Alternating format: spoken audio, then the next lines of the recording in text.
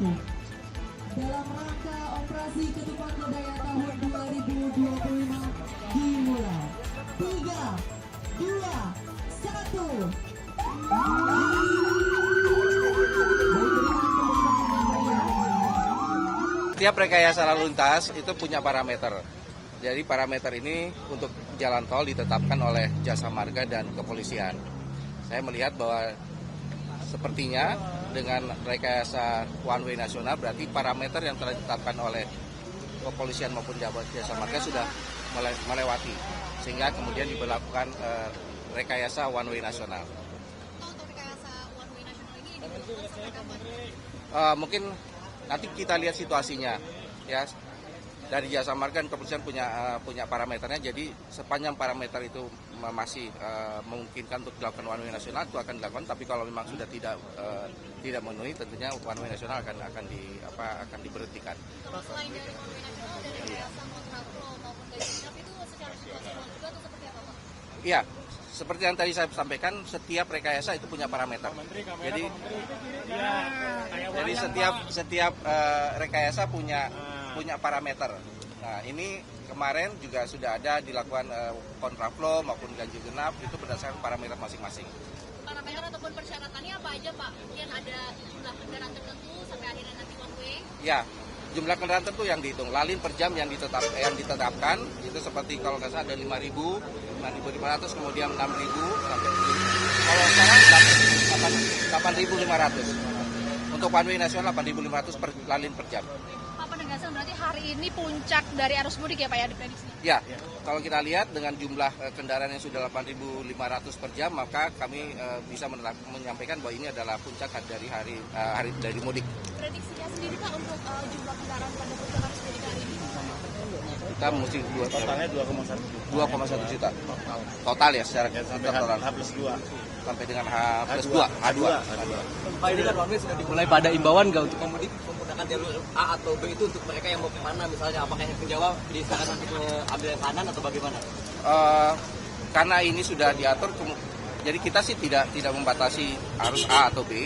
Yang penting kita sarankan bahwa mereka mengemudi dengan hati-hati.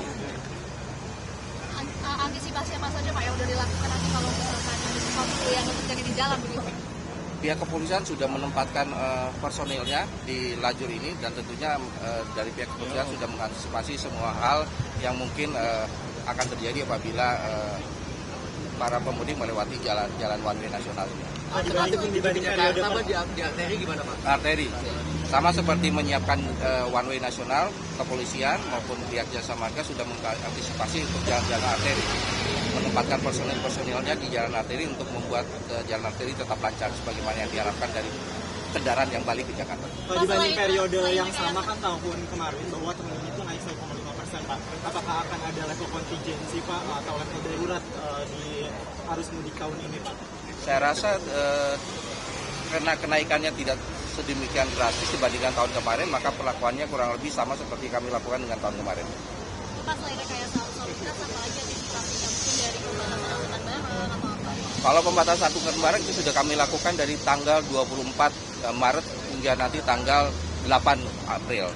Jadi itu adalah bagian dari antisipasi kita untuk mengatasi masalah para pemudik yang akan melintasi di jalan tol khususnya. Tapi masih ada beberapa sejumlah angkutan barang yang melintas, itu berarti pengecualian akan seperti apa, Pak? Kita kan namanya pembatasan, tidak semua kendaraan berat kita larang, ini bukan larangan. Jadi ada kendaraan berat yang memang kita bolehkan untuk melintas, seperti yang mengangkut bahan baku sembako, kemudian BBM itu kita, dan ada beberapa kategori lain yang kita izinkan untuk melintas. Pak, tahun lalu banyak kritikan soal kontraflow, Pak, yang juga menjadi salah satu faktor kecelakaan di kilometer 58 begitu. Apakah ada skema untuk mengantisipasi hal itu tidak terjadi lagi nggak, Pak? Mungkin dari Pak Waka bisa menyampaikan. Oh, baik, terima kasih. Pertama saya ingin menambahkan keterangan dari Bapak Menteri Perhubungan tadi ya, berkaitan dengan pemberlakuan pengaturan atau rekayasa lalu lintas. Jadi hari ini kita kembali melakukan untuk one way, satu arah. Saya mendapat informasi dari Jasa Marga bahwa perkiraan itu sampai dengan H+2 kurang lebih 2.100.000 kendaraan yang akan keluar dari Jakarta. Dan kalau sampai dengan tadi malam, tadi pagi, itu tercatat kurang lebih 1.200.000. Artinya ini sudah 60%. Oleh karena itu perkiraan mudah-mudahan hari ini memang puncaknya, ya kita pantau terus. Tetapi kalau seandainya tinggal 40% hari ini dan besok, sampai masih ada waktu kita dengan tanggal 30, berarti mudah-mudahan itu cukuplah kira-kira pembagian pengaturan arus lalu lintas.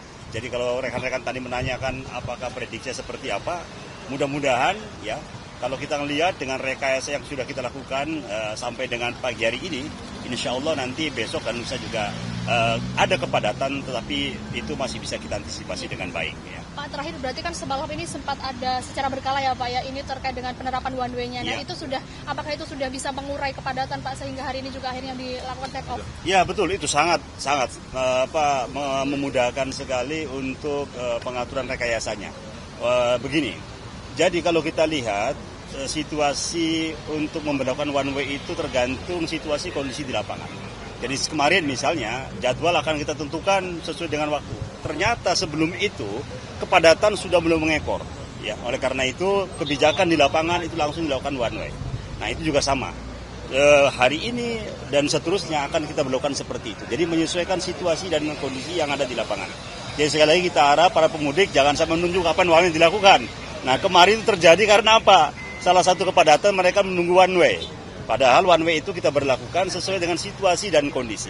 Ya, tapi insya Allah nanti ganjil genap sudah diberlakukan, kontraflow sudah dilakukan, one way juga kita lakukan, dan skema-skema rekayasa seperti itu mudah-mudahan nanti akan memperlancar arus mudik kali ini. Ya. Silakan di kontraflow seperti yang terjadi tahun lalu gimana Pak? Ya, kembali terkait dengan pengaturan petugas di lapangan dan pengaturan daripada arus lalu lintas yang masuk itu sendiri. Ya, itu penting saya kira. Mudah-mudahan di pembelajaran tahun ini jauh lebih bagus daripada tahun yang lalu. Ya, kita doakan seperti itu.